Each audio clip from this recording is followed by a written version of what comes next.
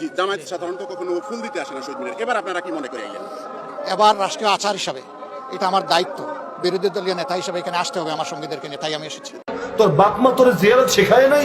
এত যখন তোর কারেন্ট গায়ে যায় তুই কবর জিয়ারত কর, সেখানে গিয়ে পারলে সূরা ফাতিহা পড়, তুই তিন কুল পড়। এটা শহীদের রূহের উপর, এটার আত্মা, তার আত্মার উদ্দেশ্যে তুই এটা ইসালে সওয়াব কর, সওয়াব প্রেরণ কর, হাদিয়া দে, এটা তার ফায়দা আসবে, তার দিল থেকেও তোর জন্য দোয়া আসবে। কি করে ফাজিলের গুলো এগুলো?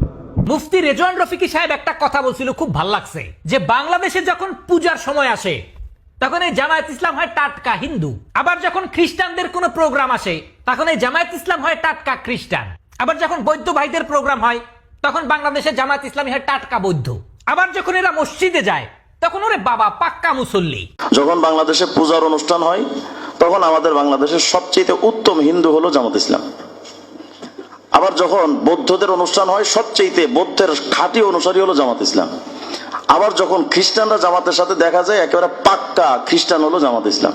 আবার যখন মসজিদে যায় একেবারে হাসান বসরি।